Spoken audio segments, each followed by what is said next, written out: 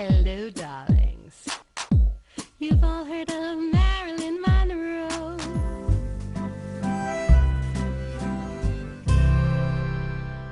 Welcome back, darlings. I'm TV host, entertainment journalist Cognac Wellerlane, and I have a fabulous guest today. She is a wonderful actress. Her name is Deanna Day, and she will be on the 5th episode of TITUS. She plays the villainous character, Gloria. So, in just a moment, darlings, we are going to see a fabulous interview with actress Deanna Day. Welcome back, darlings. I'm TV host, entertainment journalist Cognac Wellerlane, and I have a beautiful, beautiful guest today. She is an actress.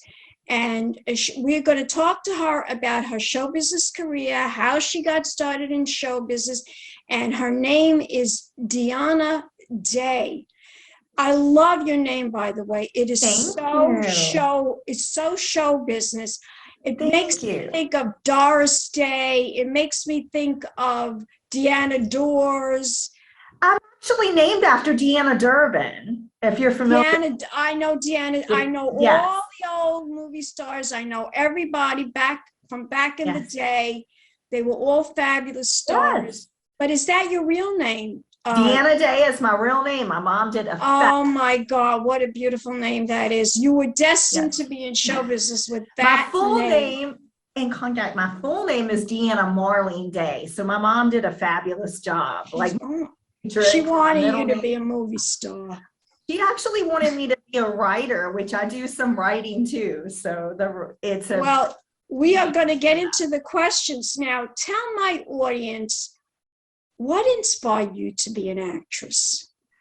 From a young age, I was obsessed with the arts. I was dancing. My mom, there's a story where my mom said I was dancing before I could walk. I would hold on to the crib and move and sway and dance around, when my family played music. So from an early age, I got into dance. And just at a young age, I was dancing. I'm not a very good singer. I can get by, but dancing and acting, I would love to, I was an only child. So I was Me too. Yes. And as an only child, you have to entertain a lot, very active imagination. So I was always making up stories and acting them out and pretending to be like the movie stars I saw. Me too. I used to do the same thing. I used to put shows on in the backyard with the kids in the neighborhood. And right, that's what I did too with my you weren't shy. That's the funny thing. I was very shy as a child, but dancing and acting is what brought me out of my shell. And in those pretend, like make-believe creative worlds, I was able to come out of my shell. But I was a very shy child. I was actually very shy throughout high school. A lot of my friends that I still have from high school will tell you I was a lot shyer. It seems like as I became an adult, I came out of my shell more. And, if you want something, you just have to go for it. You can't absolutely. As I got older. I think I went through periods of being shy. You know what I mean? Like when you're very young, I wasn't really shy when I was a little kid. Like a little girl, I wasn't really shy, around family and, Right. I think it depends. It's always a thing about, can I be like the other kids? Can I, it's like a challenge. Can I be like the other kids? Right. Will they accept me?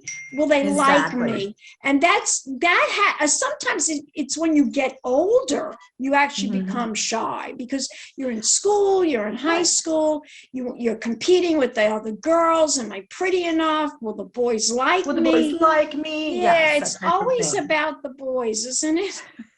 It's always about the boys. So I'll tell you, I'm still, I think I'm still a little shy with men sometimes, as assertive and, as I can be with certain things. I think that I'm still one of those women that I'm not overly confident with men. I'll admit to that, but, And you have a beautiful it sounds like you're trying to disguise it a little bit, or maybe it's changed a touch, but you do sound like you have a Southern drawl. I have a little bit of a Southern accent. I am originally from Virginia. I was Right. in Virginia. So Virginia Beach area, if you're familiar with that area, that's where I'm from. And I actually lived in New York City for 8 years. That's how, I became friends and worked with Solomon. With Solomon. Well, we're going to get into that later. But so I want to know a little bit more about your childhood. Okay. So now you are, you danced in the crib, and yes. Did your mother, did she see that you had this entertainment thing in you? Did she send you to like dance and schooling? My grandmother and my mother both saw that in me, and my grandmother would, set up little tents and set up little like sets and scenes for me in her house so I could play and make believe. She was very encouraging, my grandmother Kathleen. My mom saw that in me. She knew that I liked clothes and fashion and things like that, and dancing from a young age. She put me in dance, but I had to beg her for that. That wasn't something that she immediately put me into. I had to kind of beg and get my grandmother to, plead my case. But when your grandmother was more on your side than your mother, huh? Well, the grandmothers always are. The grandmothers are always yes. way. I think naturally, Cognac, grandmothers just spoil you a little bit more. Yes. Mine was certainly, not the exception. She spoiled me a little bit more than mom. And my mom was busy. She was always a working mother. So I think what some of her hesitancy was with the dance. And another thing you might not know about me, this is that some people don't know this. One reason I think I was shy and my childhood was a struggle was I had a lot of health problems as a child, and you can still notice it. I have, like a little bit of a lazy eye. I think I have that too, actually. Sometimes I see, who had that? Was a fabulous movie star. She was like one of my idols, Lana Turner. Did she? I never noticed that. Yeah, she had a problem. Sometimes they would have to do the scene over and over again because the eye would close when she was doing a scene. The director would say, "What's with the eye? Your eye is like." Yeah, I read that about her. She had a lazy eye. That's really wonderful to know. I didn't know that about her. Oh, I know everything about the movie stars. Elizabeth Taylor. Well, we all know she fell off the horse. You heard that story, right? Of course, I know that story. Yeah. Well, a lot of people don't know this, but she had scoliosis, and I have scoliosis. So I don't know if you know what scoliosis is. Yes, I had a friend that had that, so I'm quite. I have scoliosis. She had curvature of the spine. Yes. And did you have to wear a brace or Yes, I had to wear that damn brace. And my mother would cry. Oh, my mother would cry. Her only child. She's so beautiful. She's so perfect. And now she's got to wear this brace. She would cry about it. But I was not that. I didn't feel that bad about wearing the brace. It didn't upset you? Not really. I thought it would upset me. But I was all right with it. And my mother was the one that would start crying. I said, "What are you crying about? It's okay. I'm all right. Don't worry. Don't cry." I was 12, 13 years old. And, that is a hard time to be wearing a brace because, you're maturing, you're developing. Boys are looking at you a different way. Right. So you're thinking to yourself, "Oh, geez, now I got to wear this damn brace." So I only had to wear the brace for 2 years.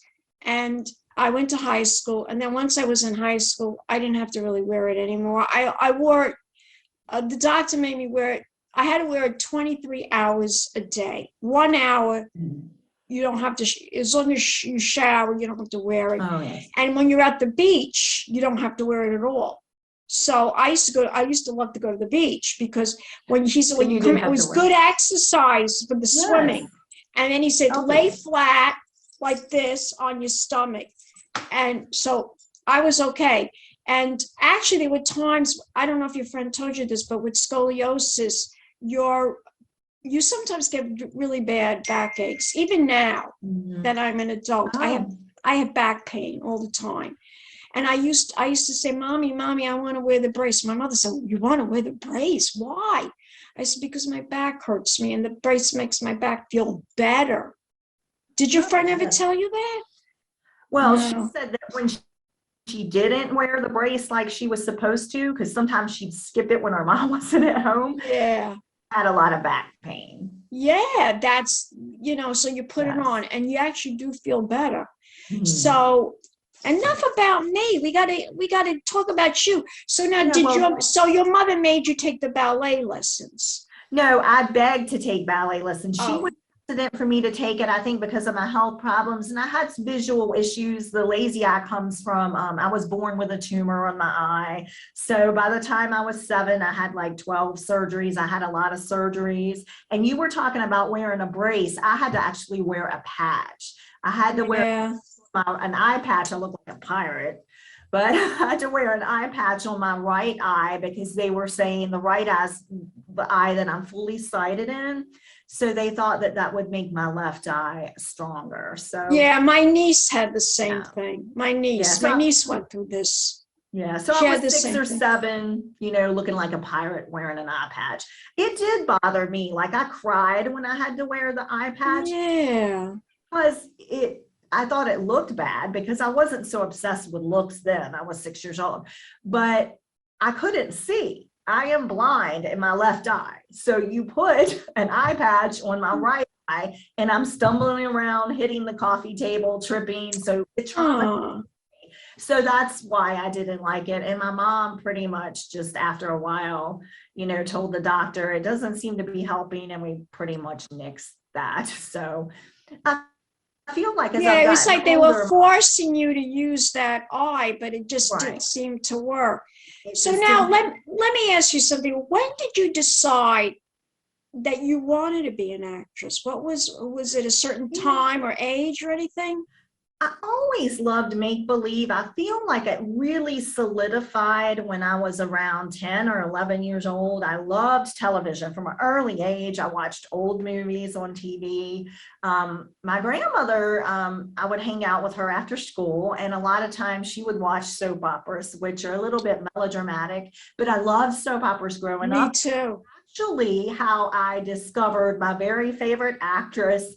And who was it? Tell me. Julianne Moore. I love Julianne Moore. What soap was she on? She started her career on As the World Turns. Oh, As the World Turns. Twins, Franny and Sabrina Hughes.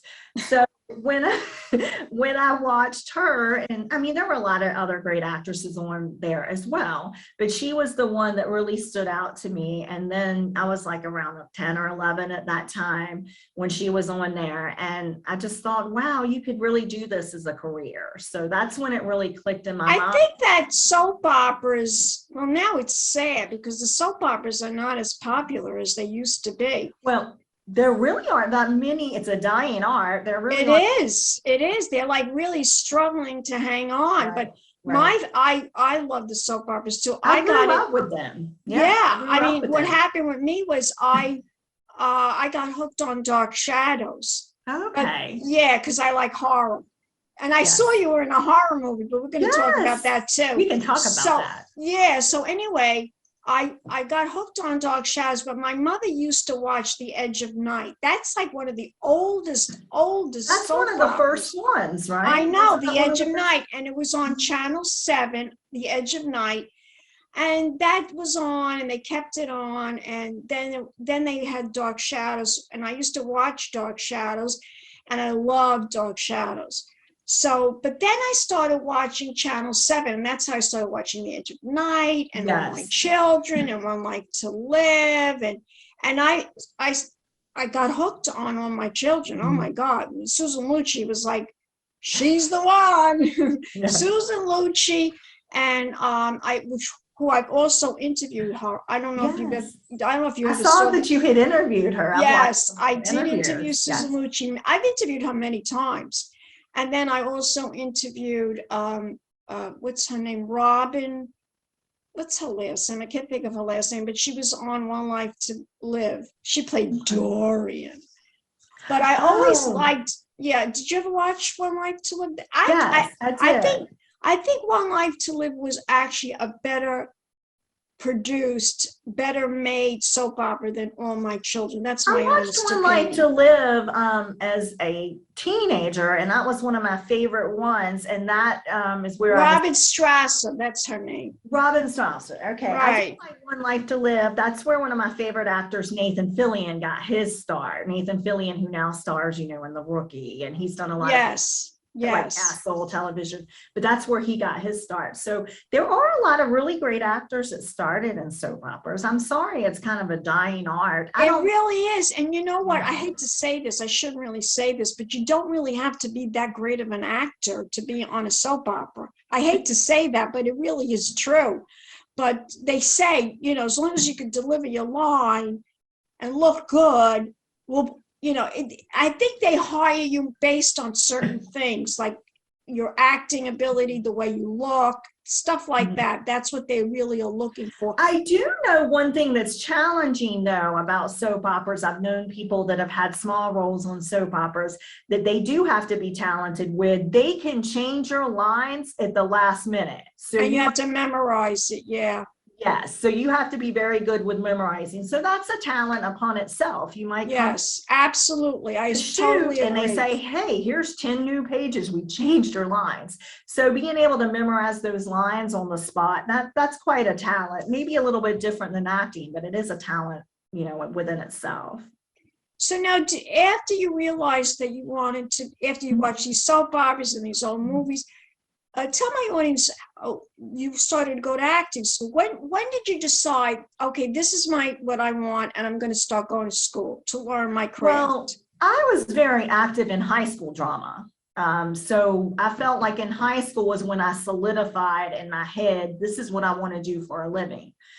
Keep in mind, my dad was not very encouraging about my chosen vocation. My dad is an educator, or he's a retired educator, and he's very practical, and he was not happy with that at all. My mom was a little more encouraging, but I was very active in my high school drama club. I took drama throughout high school. So that's why when Cognac, I decided I really love this. This is what makes me feel alive. This is what I want to do. So I'd say after high school, I did what most people do. I went to college. Same thing. I did the same thing. I was always a good student. I like learning. I'm still a lifelong learner. We can talk later. I've actually been an educator for the past 12 years. Yeah, teacher, yes. Education is important to me, so I went to college. And when I went to college, I was at ODU. I did not, Old Dominion University in Norfolk, Virginia.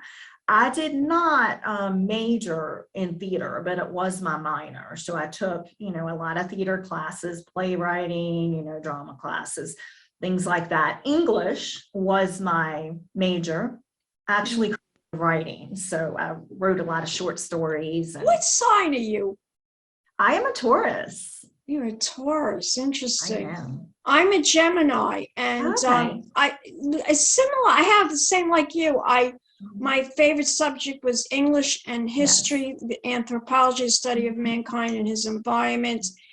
And we didn't have a drama course in high school, but our English teacher he was teaching us Shakespeare. So we did like I love Shakespeare. Right. So we did a reading, and they picked me because obviously they knew I loved the acting. Right. And John Turturro, John Turturro, the yes, actor. Of course. He was one of my classmates, and we did the scene together from Shakespeare. And we were in the classroom together. And do you remember what scene it was? What play? I played Lady Ophelia.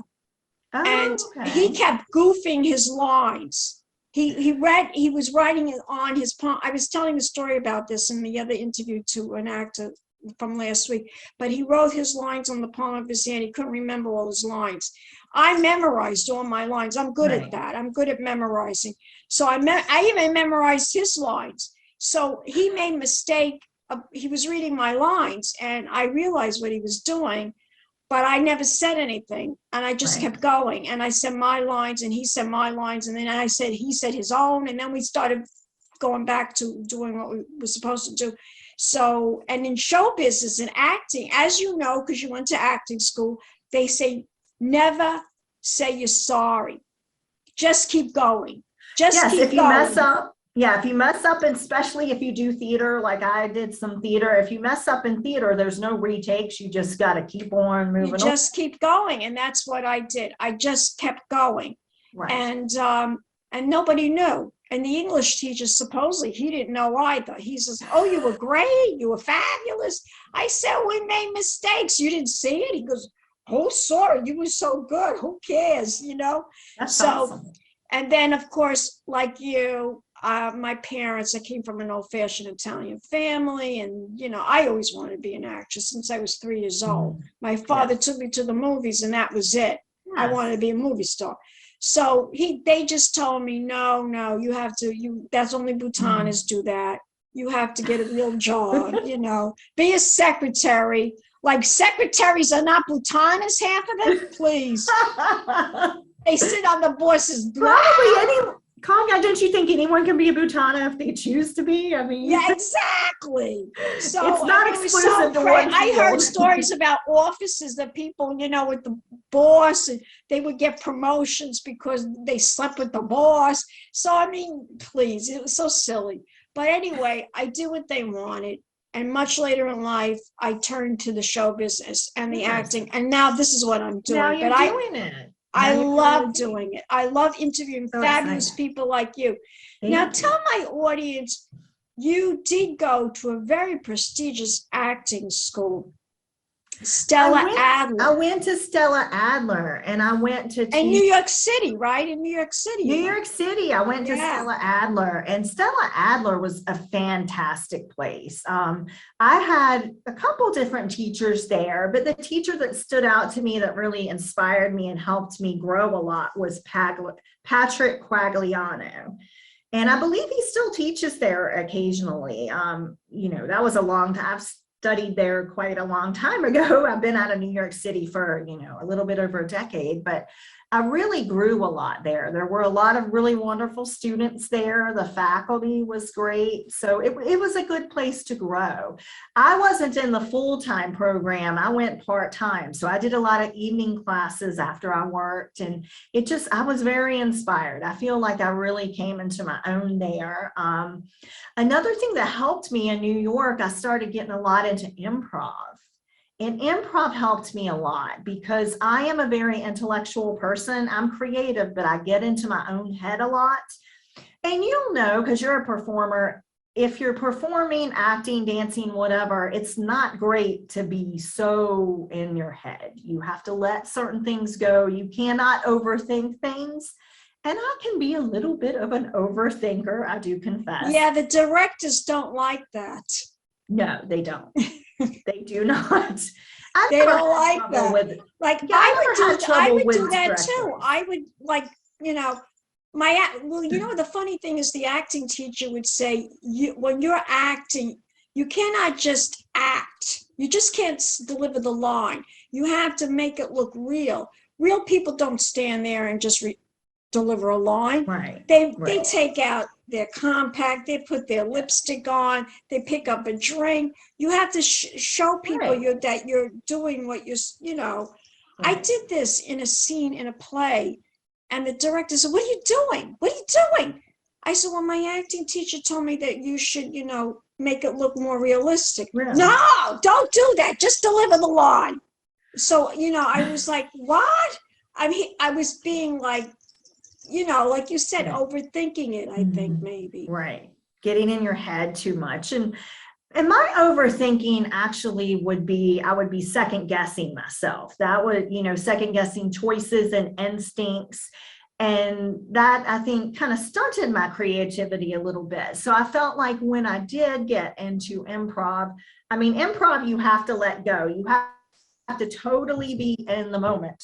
You have to completely be active, listening to your acting partner, whoever's in the scene with you. You can't be in your head. You can't be anticipating my next line. What am I doing next? You're just completely connected in that moment. And so that to me was completely freeing. That did change acting a lot for me. The way I approached acting, I felt like I was much more creative after that. So I'd say a combination of going to great schools like Stella Adler and the improv training really helped me grow. So my New York experience really helped me as an actor. Well, it always does. New York and Los Angeles are like the two most. Los Angeles is my next stop. I'm actually moving to LA at the end of August. I'm job hunting, apartment hunting online Yeah. to make a trip My out. cousin lives in Hollywood. My cousin she's not an actress, but Okay. my cousin is in show business. What she does is I guess you could call it I think they still call it that, a record engineer. Like she's a sound engineer Nice. yeah, That's she's worked with wonderful. every single celebrity you can imagine. Cher, That's exciting. she's worked with Cher, she's worked with Britney Spears. She loves Britney Spears. She loves, she worked with Michael Jackson. Nice. She was working with Bruno Mars. He loves Okay. her. Bruno Mars loves my cousin. That's So exciting. yeah. But my cousin always, she knows a little bit about Hollywood and where to live, and she always tells people, like she didn't want to live in those big high-end apartments because of earthquakes. So where that's something to consider when you as you're shopping for places to live in, and how she lives in Burbank area. Okay. She lives, what she decided to do. She doesn't like living in the valley. She doesn't like, I guess that is the valley. I don't know. She doesn't like living on hills. Hills are no good. Don't live in any hills because that's where the fires are. You don't want to live in a far where they're going to have fires. So the best place she lives,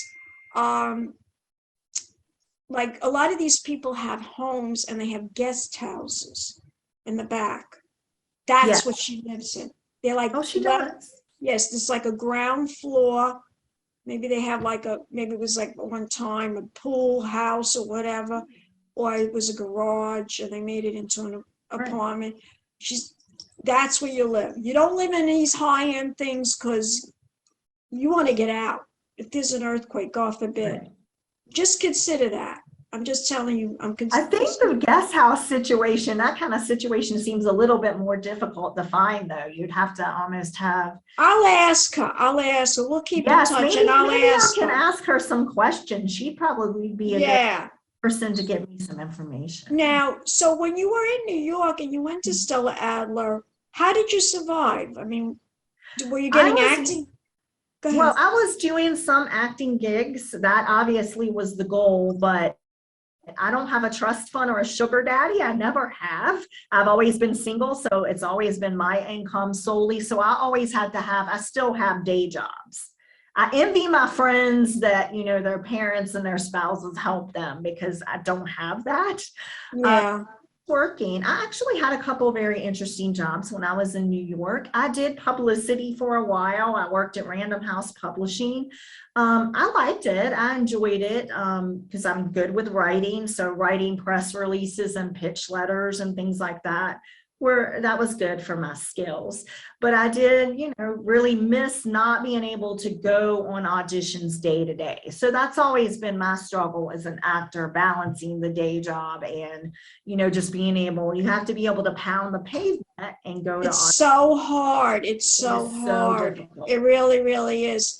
But you also right now are a teacher. Tell my audience what you teach. I am a teacher. I actually live in rural Virginia right now, currently, and I have been here for the past 7 years helping my mother who has an animal sanctuary. So during the day, I teach ESL, which is English as a second language. So I have a lot of really fun students from countries like Guatemala, Honduras. I have a couple Mandarin speaking students. So, I have the international students, the students whose families are immigrants. And when they come over, some of them have no English. They're starting from scratch. So I work with them. I work with them to teach them English, and I work with their teachers to help them, get used to their class and be able to function in their classes. So that's what I've done for the past 6 years. You moved back to Virginia. Why? Yes. Why did you move back?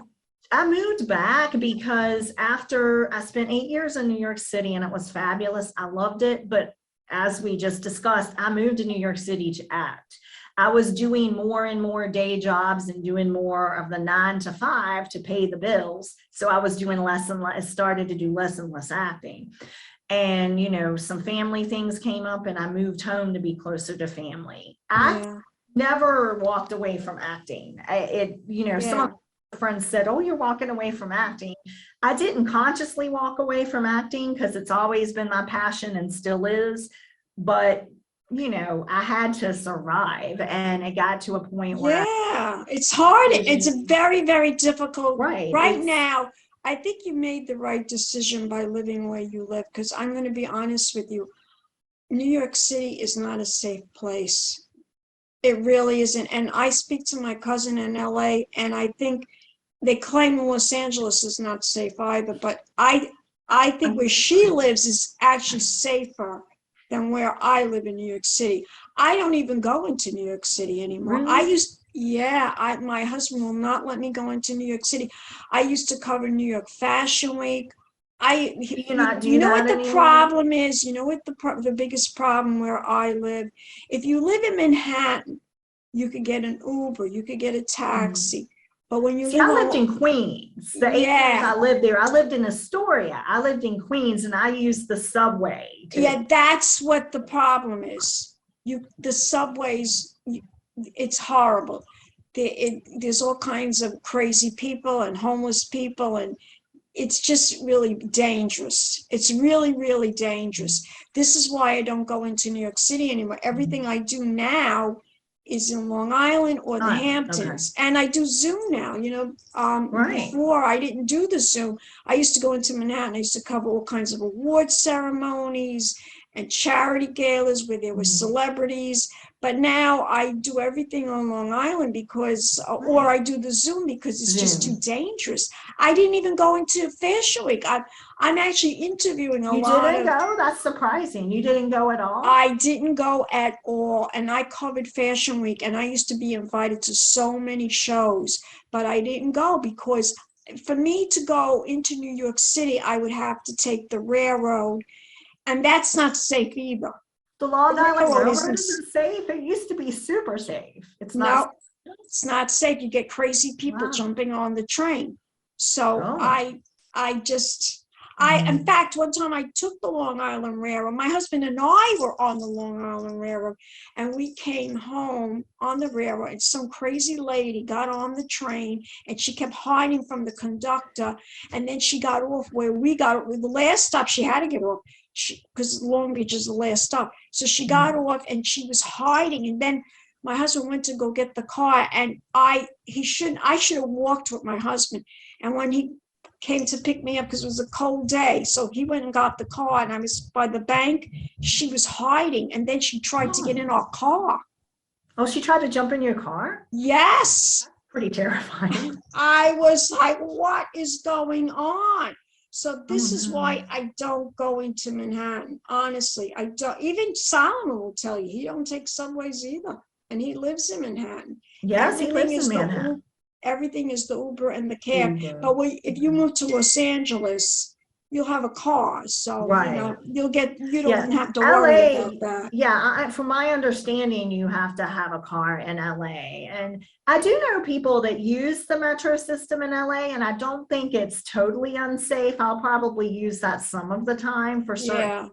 But probably the car is the main. The car, you're going to have to get the car. But I honestly think you're better off with the car. I wanted to drive in. My husband won't even let me do that. He carries on, my husband. I detest driving. I will be honest. He's not. No, I don't mind. I used to do that. I sometimes take it over. He doesn't want me doing that either. But anyway, back to the questions. So now you went to Stella Adler Studios. Yes. You took all these fabulous improvisation lessons, and you started acting. Can you tell my audience what your very first acting role was? My very first acting role was done in Virginia Beach. So it was prior to my moving to New York City. It was a horror movie called The Pact. I see that. You did. And I did that with Brad Sykes. And Brad Sykes, yeah, you did like 1, 2, 3, 1, 2, 3, 4 independents And the first one was The Pact in 2013. And that was with Brad Stikes. And that was actually, it was real. I think it was a bigger release in 2013, but it was actually filmed like in the late 90s. So that was one of my first roles. But I think it was listed as 2013 because I think it was an independent, and I think that's when it got maybe a bigger release, because Brad, that was one of his first films, and it might have been his first film. He was still a film student, and I believe he was at Boston University. And he was a very good filmmaker, still is. He works in LA, and he's done a lot. He's gone on to do Plaguers and a few other horror movies that have gotten some attention.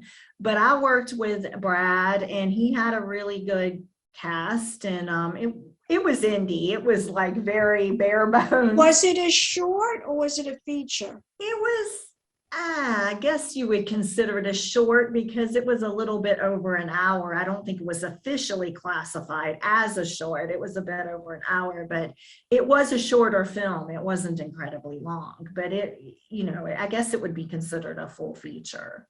Tell my audience about your character in the movie. So my character was called Delphine Duchamp, and she actually, not to give the movie away, but she was actually like a ghost and apparition that lived in this old house. And we filmed in a really old creaky house in Virginia. In the floorboards. Was it like a Southern mansion? Was it like a real it was kind of like an abandoned looking like beach house. It was towards the ocean front. So it was not like a Gothic Southern mansion, but more like a old beach house. But when you looked at it, it did look like it could be haunted. But I was it gave you the creeps. Yeah. I was the restless spirit that haunted the house. But it was a fun movie just because it was, and I think by the nature of it being an independent film and not much funding, and we had like Brad had some of his friends doing the makeup, and it was really great. But I remember what stood out to me was we had like the fake blood. I had to have a lot of fake blood on me. And it was made out of a mix of like Caro syrup and food coloring. And it was so sticky. It got it. I thought I was going to have my hair chopped off. I remember. You couldn't even get it off your hair. Peeling off. I was like peeling off my skin with the sticky syrup. But yeah, I tell people when you make a film, it's not glamorous. No. When you're on a red carpet and you're wearing a designer gown after the movie's made, that's glamorous. But making the film is not glamorous especially if you're making indie films. Like if you're making more big budget films, maybe it is a little more glamorous. Yeah. Because they're running after you, fixing your hair and your makeup. Yeah, they don't do that in independence. Yeah, in independent film, you might be doing your own makeup, or right. Someone's friend is doing your makeup. Did you like being in the horror scene? I enjoyed being in a horror movie just because you can be a little over the top. I mean, horror lends itself to being a little bit over the top. So as an actor, that can be fun. You know what I can never understand about horror movies? I've seen so many, like you say, over the top and all that.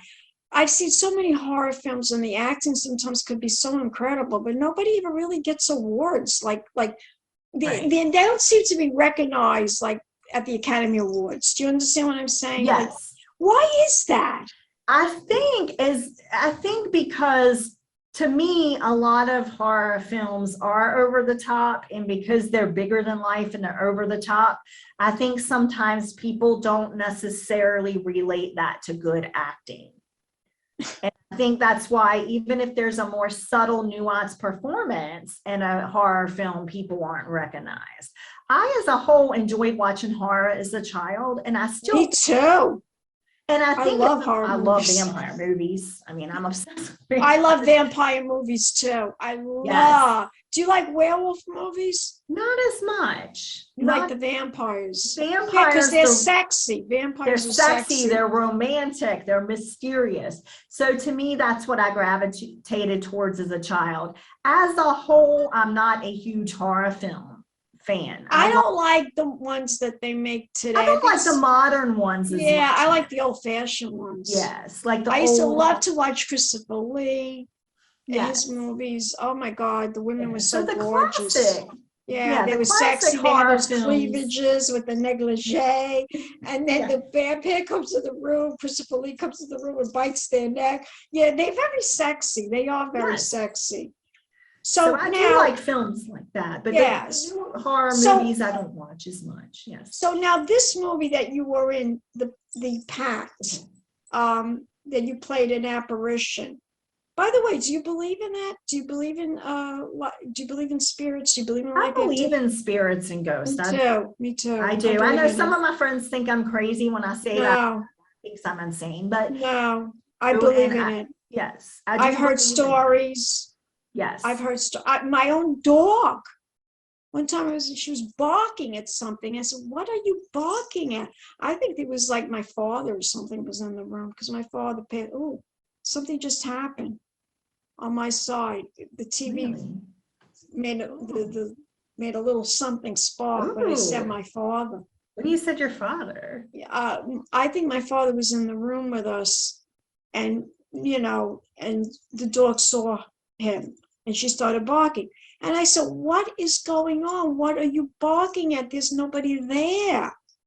And I think that's what I think. I mean, I don't know. Who knows? We don't really know for sure. We don't know for sure. But I do That's believe in right. them. I do But believe. I actually do too. Yes. Now, after you made the Pact, you made the Night, right? So Did you? after I made the Pact, I actually did a lot. I was living in Virginia Beach still at the time and finishing up college. And I did a lot of new detectives, FBI files, the true crime type series that you see on the True Channel. That's what I was doing at that time because that is what mainly was filmed in Hampton Roads. We didn't have a lot of filming, but my first role after the Pact, I played, I was a small role, but I played in the New Detectives. I played a girl who was dating a serial killer.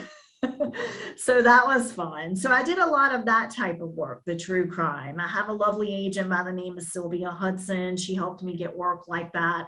I still work with her sometimes. She's fabulous, fabulous Irish lady, but she's a very great agent that's in the Hampton Roads area. But that's what we have a lot of there is the true crime. So I played like the girlfriend of a serial killer in another show. I played a victim, that gets strangled.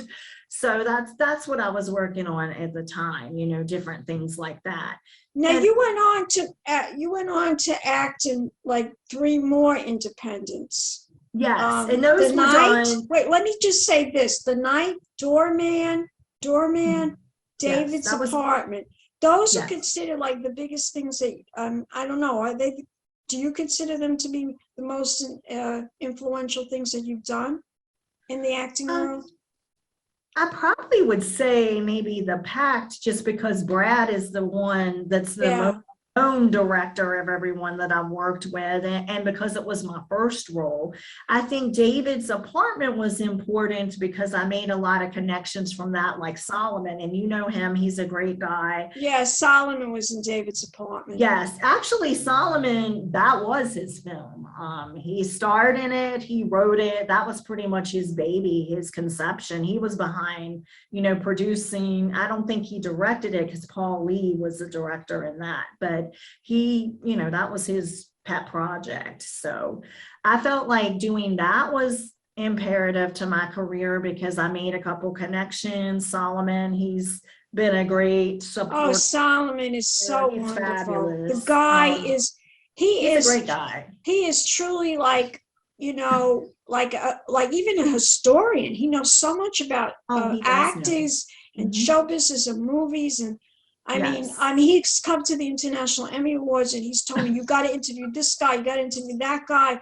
He This knows a person lot about the won- industry. He knows a lot about the industry. And- Now, And after I worked with him on David's Apartment, I worked with him when he had the film festival that he used Yes, Sundays in the City. Tell my to. audience, Yes, the Sundays in the City. And I tell my actually was audience one. how you got involved in that with him. Tell us the story. Well, it was shortly after I had worked with him in David's Apartment, and we kept in touch. And he knows I'm a huge film buff, and I like to talk to people. And so he chose me. I was one of the hostesses. I actually interviewed people. So I did like your job at the film festival. I would ask questions to the filmmakers and things like that. And I really enjoyed that. Did you do Q&As with them? Yes, yes. Yeah, that's big now. I did a couple Q&As. I think I did like 2 or 3 of them. So yeah, I did like the Q&As. And so that was really fun because I just love film so much. So anytime that I get the chance to ask people about their work and talk about their work is really exciting to me. Now, out of all the roles that you've done so far, not mentioning in TITUS yet, but out of all the roles, what was your most challenging role? I'd say my most challenging role was when I was doing Shakespeare. I've done a lot of theater, so I feel like my theatrical roles have been a little bit more challenging in terms of stretching acting muscles. Yeah, challenging than the film roles. The film roles that I've had, except for in TITUS, have pretty much been a certain type.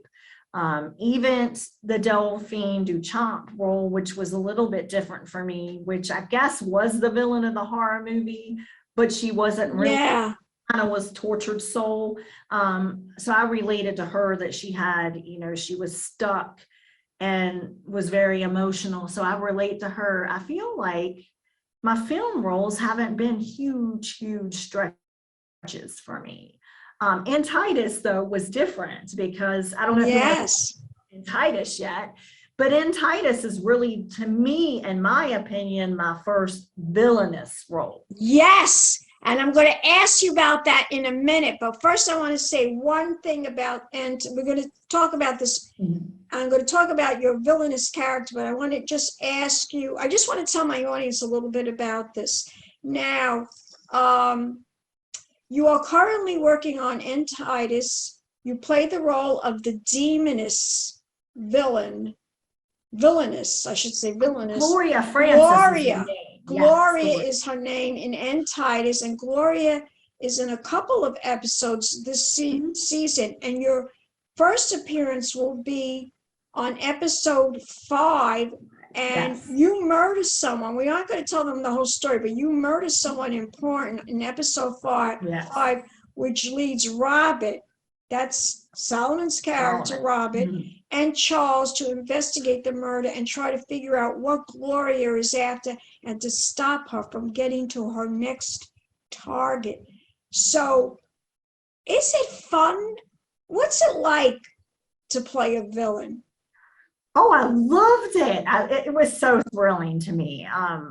Because you really can let loose. There's a great freedom in playing a villain. Especially, I'm a very nice person. It's like I'm one of those people that puts others first, sometimes to the point of my own detriment. So I really got to let loose with this role. She just does what she wants. She has no remorse. And there's something very freeing in playing a character like that. She's a psychopath. Yeah, I'd say she is. I'd say beyond a sociopath. I'd say she's sociopath, yeah. Well, I'd say she's probably more on the psychopathic. Psychopath, right. She truly enjoys killing and hurting people. Sometimes people will kill someone or hurt someone to survive. I don't think she's doing it for that reason. I think it's truly as an activity that she enjoys. And so being able to try to get in that mindset of someone like that, that's so absolutely opposite and far removed of my natural self, there's something freeing in that. I think villains are fun. When I watch movies, oftentimes it's the villain that I find the most interesting. Me too. Like, well, I mean, Susan Lucci played Erica Kane, and she was considered a villainess on that show because she was very self-absorbed, Right, and she self-absorbed, really just didn't care about anybody but herself. But then as her character evolved, she became a nice person on the show. But in the beginning, she was this spoiled brat, and she evolved. But Yeah. and later on in life, she did Yeah. her character She was a evolved. textbook. I studied psychology some, so she was a textbook narcissist to start with. It was Yeah. all herself. She cared nothing about others. And She, yes, her she mother, did have an evolution. yeah, she did on the role, but she was like the first villainess that I fell in love with her on TV. Well, first of all, she was so glamorous, the clothes, the hair, just like Joan Yes. Collins in Dynasty, same Oh, kind of yes. villainess. Dynasty was fun. I watched missed that as a show child. like That you was would fun. not believe. I used to sit there in awe and stare at Miss Joan, who I also interviewed, by the way. Oh, you did? Yeah, I interviewed Joan She's Collins. wonderful. And Yeah. she had the most beautiful clothes on that She's so TV glamorous. show. And she was like, I never met Elizabeth Taylor, but they say she was similar because the eyes were so beautiful. She had beautiful green eyes. Mhm. Well, she still is alive, Joan Collins. She's Yes. beautiful green And you do see eyes. her in some series every now and then. She's still, She still acts, and she's in her 80s. yes. Are we going to be like that? I hope so. I right? hope so. I hope so. I want to keep acting. I feel like my acting career hasn't really reached its like pinnacle. I feel like I've got a long way to go. So I hope Yeah. Now this character, Gloria. Yes. Gloria. Tell my audience, what is it about her character that you as a person can identify with? Is there something about her that you see in yourself? I do not see any of myself in Gloria, and that's why she was absolutely so much fun to play, because I feel like I had to do pure acting. I didn't really relate much to her because, as we were just discussing, she's someone that really truly enjoys hurting people, killing people. Solomon said that you are amazing in this role. He has seen other actors, he knows other people that auditioned for this part that are good actors, but he said you by far, you are the best. He's amazed that you are so good. He's amazed at that. He told me that. That is so kind. And he's probably amazed too, because he knows me personally. So he knows that there's not a lot of Deanna and Gloria. So that might be another reason why. And he and I worked together before, and I played his sweet college girlfriend. So, I play these sweet roles. And so it definitely was a stretch, and it's kind of him to say that I was so good in this. I think the secret to me being good in this, I just had pure fun. It was just completely fun. And I think, and you didn't you didn't limit yourself. I did not. That's why you're good in it. You're not worried about being too bad. You want to be really bad. I didn't worry about it. I have this really fun line that I love when I say, "It's your time to die." It's your time to die. I never get to say things like that. I love it. I love it. Acting career, I can't wait to watch you on TV. It's your time to die. Yes, I did a few takes when I was. That's what I want to ask you. How many auditions did it take for you to get this part? So I heard about it through Solomon. He was kind enough, recommended me to Delmar, the filmmaker, Right. the director. And so I recorded the lines. They sent me the script. Oftentimes you audition, you read the lines. We didn't do an in-person audition. So basically I recorded myself reading or performing the lines and sent it to Delmar. And I did a couple different takes, just so he could see, a couple different choices. So I sent it in, and he got back to me and said, yeah, I like this. I like what you did. So basically, I guess you'd say it was one audition. I did a couple different takes on it, but I sent him the way I was reading these lines, and he liked it. And, I went from there. That's So fabulous. Really, it's, really it's some of the fabulous. best time I've ever had acting. And I think that is because, well, as I said, it's freeing to play a villain, to not care, to not worry about others. And this villain, like I said, she's someone that doesn't have remorse. Oftentimes in movies, we see villains that have a little bit of remorse. And those are actually the villains that interest me most. I like the ones that kind of, they do bad things and then they struggle with it, because that's human nature as a whole. Yeah, that's But reality. it It's is. reality. And it also shows good acting when there's And it's also proves when they do bad things and they do have some kind of remorse, they're really not crazy. Because when you are crazy, you don't have any remorse at all. No. And I say Gloria has no remorse. She doesn't kill someone and then feel bad about it and think about it. She's on to the next mission. Who's my next target? What am I doing next? She's just moving forward. And that's freeing as an actor. I mean, do you want to be around someone like Gloria Francis? Absolutely not. You certainly don't want to be her target.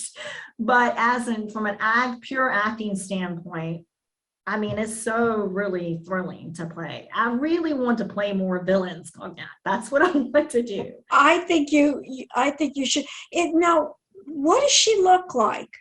Does she look anything like you? Well, I mean, she's anime, so I think she looks to me, she looks towards the Asian side. And a lot of people think I'm Eurasian because I'm not. I don't have any Asian ancestry. I have some Asian friends. I love the Asian culture. I have wonderful Asian students, but I'm not of Asian. Did you ever take a DNA test to see? No, you know what? I have not. I should do the ancestry test because I'm. What is your background? Where is your? My mom is Italian, Peronis. So okay, I'm Italian. I'm completely Italian. You are. Aren't you Sicilian? I'm Sicilian. What's your father? My father, he didn't know much about his family, but I've done some research and kind of Scottish-Irish. Okay. He didn't know much about his father, but it seems like my grandmother on his side, like the Scottish-Irish ancestry. My mother, her father was Italian, and her mother was part Cherokee, Indian, and Irish. So I have some different things. Well, there you go. There's the Asian. You don't even know what Asian it is. I'll explain it to you. Cherokee is Asian. Oh, and I never considered. Okay, I'm going to explain. Okay. Because people don't understand this. What happened was when I studied anthropology, the study of mankind and its environment, they did DNA testing. There's only 3 races. There's Caucasoid, which is white. There's Mongoloid, which is Asian, and then there is Negroid, which is black. Okay, so they study Native Americans in North and South America, their hair, and it's the same DNA in their hair as an Asian person. So what they think is, and if you look at a real Native American person, they have the high cheekbones, okay? They have the slanted eyes, just like Asian people. They have the flat nose, but because you have Caucasian in you, you're not going to see all that. Right. Okay, the eyes might be somewhat almond shaped. So that's how they know. They think what might have happened, how the Asian people got into this North and South America. They're not quite sure. They think maybe they might have come by boat, or they might have walked over like Russia into like Asia, and walked up into Russia and over that strait that goes into Alaska, because you can walk on the ice because it's hard. So they're not really sure, but they know that they think that's how they got here to the United States. You teach English. English is a second language. English is a second language. As a second language. Do you also teach acting? I did teach acting in the past. Currently not teaching acting, but I did teach acting. When I was living in Virginia Beach, I taught acting, and I loved that. That is something I would love to do again. Okay, well, I really enjoy teaching scene study. because one of my character development scene study, because one of my strengths as an actor, I feel like memorizing lines is not my number one strength. I can't look at a script and memorize it in 5-10 minutes like some of my friends can. But well, that's what's good about the anime, right? You don't have to Yes. worry about that. You don't That's have to what's worry. great about the anime. I can of course memorize a script, but it takes me some work. I have to put some work, and I'm willing to do that. That's fine. But I have always been very strong with picking apart a script analysis, and developing a character, the little nuances of a character, looking line by line and seeing what is their objective, what are their goals. And I think that's because I have an English degree. I mean, my undergrad degree, I studied a lot of literature. I took script analysis classes as part of my theater minor. So I'm just really strong with that. And so as a teacher, I was able to teach these tricks to my acting students. I was able to help them, look at their lines differently, pull out the things, reading between the lines, the little nuances of what was going on in the scene. So I feel like I was really strong at teaching scene study. Fabulous. Now, we are coming to the end of the interview. I want you to tell my audience, what date are you going to be on TITUS? Do you know? I believe my episode releases on YouTube around like March 27th, I believe. Fabulous. I'm going to watch you. Yes. So check out Gloria Francis.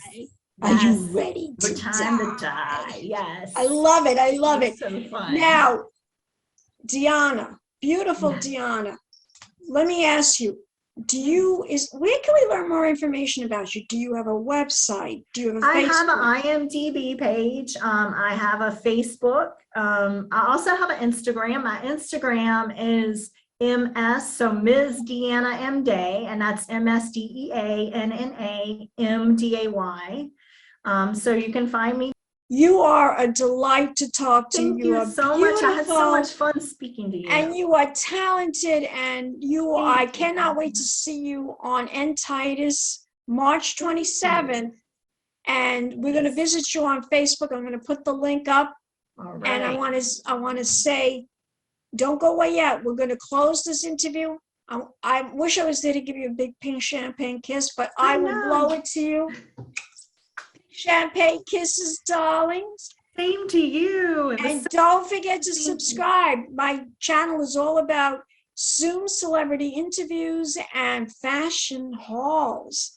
Keep watching, darlings. Pink champagne kisses. I am Titus, and right now I am dead. But when my soldiers finally awaken me, I will gain all power and become the ruler of this world. Well, not if we have anything to say about it. You guys ready to get this show on the road? I don't know. I mean, are we really ready for this fight? We have to be ready. The fate of the world may very well rest in our hands. Well, if you put it that way, then let's get to it.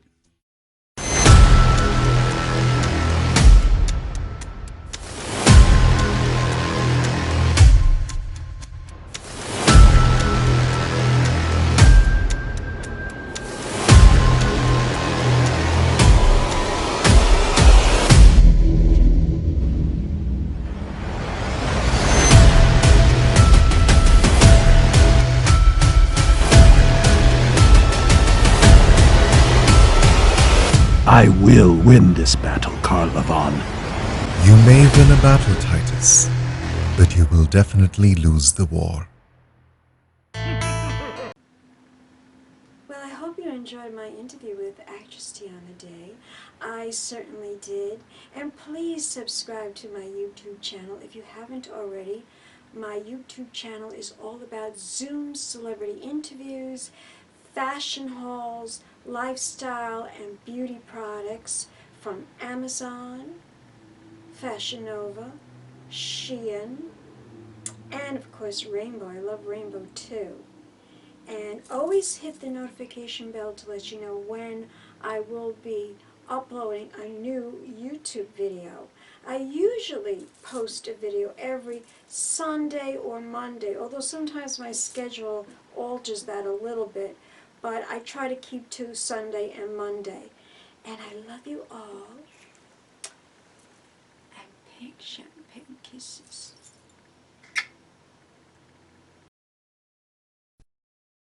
Hello, darlings. You've all heard of Marilyn Monroe. Some of you know Bridget Bardot. Well, now it's time for the Cognac show. I said Cognac, ooh, ooh. I said Cognac, ooh, ooh, ooh. I'm a bubbly blonde, fabulously dressed to impress. One-of-a-kind girl. I was brought into this world wrapped up in pearls. I love to mingle, though my husband reminds me I'm not single. I meet and greet both the famous and the elite. I ride in limousines, drinking the finest champagne, wearing furs, dazzling diamond jewelry. A girl can't complain. I live the upscale life, dining in the finest restaurants, eating the best caviar for free. And no matter how much I enjoy cognac, ooh, ooh. I said cognac, ooh, ooh, ooh. This has been a Crybaby Productions, darlings.